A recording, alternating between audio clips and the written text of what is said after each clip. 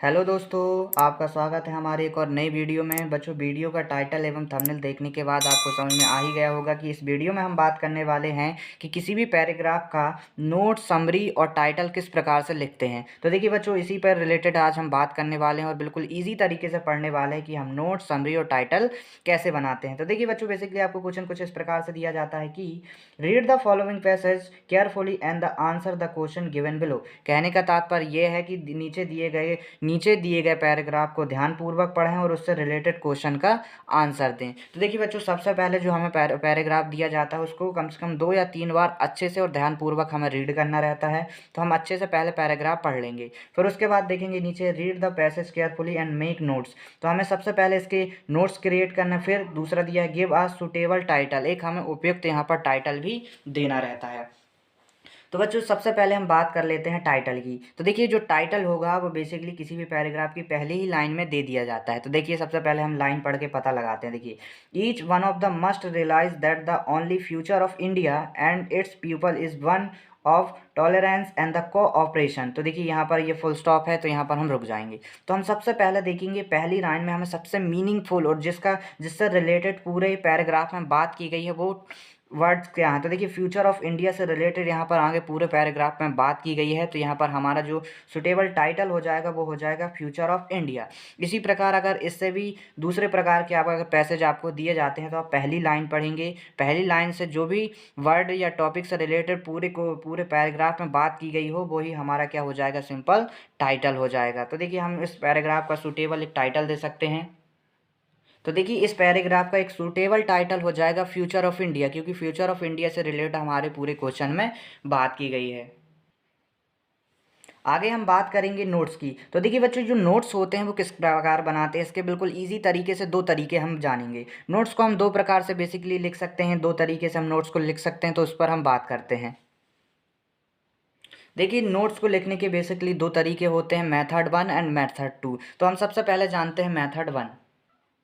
तो देखिए बच्चों, मेथड वर्क में बेसिकली क्या होता है कि हमारा जो पैराग्राफ हमें दिया जाता है, जैसे इस पैराग्राफ की बात करें तो इस पैराग्राफ में जो सबसे छोटी छोटी 3 या 4 या उससे ज़्यादा जितनी भी लाइन होती हैं, जैसे इस पैराग्राफ की बात करें तो यहाँ पर बहुत सी छोटी छोटी लाइनें लिखी गई हैं। तो उन सभी छोटी छोटी लाइन को नोट्स के रूप में हम यहाँ पर लिख सकते हैं। तो देखिए, यहाँ पर हमने क्या किया है कि मेथड 1 के अंदर जो हमारा यहाँ पर पैराग्राफ था, पैराग्राफ में जितने भी हमारे छोटे छोटी लाइनें थी जहाँ पर फुल स्टॉप चालू होता था और ख़त्म होता था, तो देखिए शुरू से लास्ट तक में जितनी छोटी छोटी लाइन जितनी भी हों उन सबको एक साथ यहाँ पर लिख देंगे, तो वही हमारी मेथड 1 हो जाएगी, नोट्स लिखने के मेथड 1 हो जाएगी। देखिए, हमारा जो पैराग्राफ दिया था इसमें कुछ हमने 3 या 4 लाइन ले ली हैं जो कि छोटी छोटी फुल स्टॉप। देखिए बच्चों, यहाँ से देखिए this does not mean a relation. तो देखिए, यहाँ पर यहाँ से देखिए फुल स्टॉप खत्म हो रहा, तो इस लाइन को पूरा का पूरा जितनी भी ऐसी लाइन होंगी एक साथ यहाँ नोट्स में लिख देंगे, तो ये नोट्स लिखने की हमारी पहली मेथड हो जाएगी।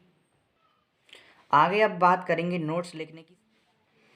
तो देखिए बच्चों, अब बात करेंगे नोट्स लिखने की सेकंड मेथड की, जिसमें देखिए बच्चों हमें करना क्या रहता है। सबसे पहले जितने भी फुल स्टॉप जैसे देखिए बच्चों, इस लाइन को पढ़ेंगे, each one of the must realise that the only future of India has be people is the one of tolerance and the cooperation. यहाँ फुल स्टॉप लगा, यहाँ हम रुक जाएंगे।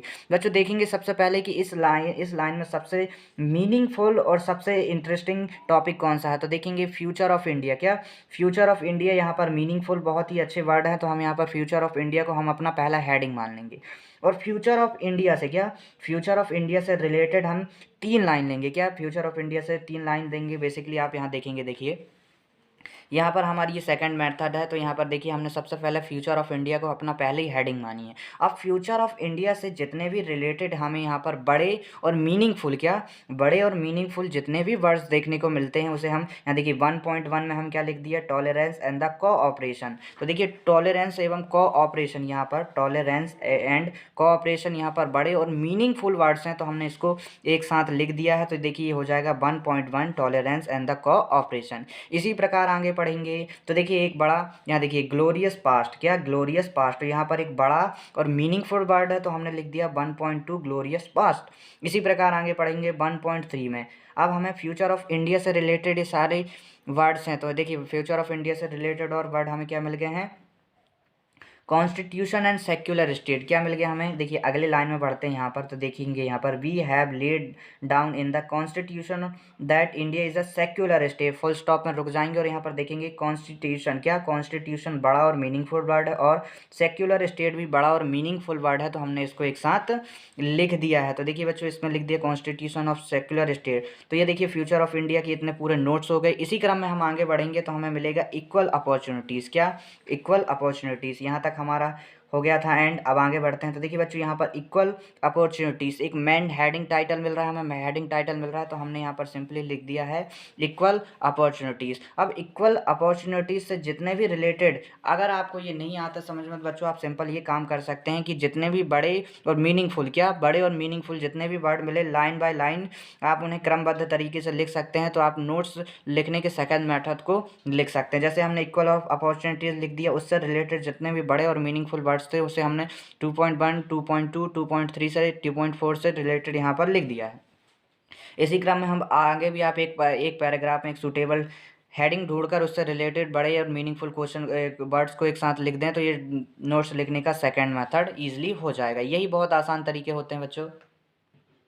अब आगे हम बात करेंगे समरी। बेसिकली आपको सिर्फ यहाँ पर नोट्स और टाइटल पूछा था, तो नोट्स और टाइटल हमने आपको बहुत अच्छे तरीके से समझा दिया। बात करेंगे समरी इस क्वेश्चन पर है नहीं, पर अगर बाई चांस आपके में समरी आती है लिखने के लिए तो आप समरी को कैसे लिख सकते हैं वो समझते हैं। सबसे पहले समझते हैं समरी क्या है। आपने जो ये पैराग्राफ पढ़ा है उसको बहुत शॉर्ट में समझाना ही हमें क्या कहलाता है, समरी कहलाता है। देखिए बच्चों किसी भी पैराग्राफ का समरी लिखना पूरे पैराग्राफ को समझने के बाद किया जा सकता है, यही मेनली समरी लिखने का मोटिव होता है। किंतु यहाँ पर अगर हमें समरी बिल्कुल भी नहीं बनती, पैराग्राफ हमें बिल्कुल भी समझ में नहीं आता, तो हम सिंपल समरी एक प्रकार से लिख सकते हैं। तो देखिए बच्चों क्या वो प्रकार होता है, हम सिंपल एक लाइन ऊपर का और एक लाइन बीच का और एक लाइन नीचे का, क्या जो भी पैराग्राफ है उसका एक लाइन ऊपर का, एक लाइन बीच का और एक लाइन नीचे को, तीनों को मर्ज करके जोड़कर एक साथ लिख देंगे तो ये समरी लिखने के आसान ट्रिक हो जाती है। कब, जब आपसे पैराग्राफ बिल्कुल भी समझ में ना आ रहा हो, ना बन रहा हो, तब आप इस प्रकार समरी लिख सकते हैं। और अगर आपसे बन रहा हो तो आप पूरे पैराग्राफ को अच्छे से रीड करेंगे, उसे अच्छे से समझेंगे और उसे शॉर्ट में कुछ लाइनों में समझा देंगे तो वो समरी हो जाएगी। अगर आपसे वो नहीं बन रहा तो आप सिंपल एक लाइन ऊपर का, एक लाइन बीच का और एक लाइन नीचे का लिख के मर्ज करके लिख सकते हैं। तो बच्चों इसी प्रकार हमने समरी भी एक लाइन ऊपर का, एक लाइन बीच का और एक लाइन नीचे का, तीनों को एक साथ मर्ज करके जोड़ करके एक साथ लिख दिया तो ये हमारी समरी भी तैयार हो गई। तो यही कुछ टिप्स एंड ट्रिक थी नोट मेकिंग समरी लिखने के लिए बच्चों। अगर आपको ये वीडियो पसंद आता है तो इस वीडियो को लाइक करें, शेयर करें और हमारे चैनल को सब्सक्राइब करें।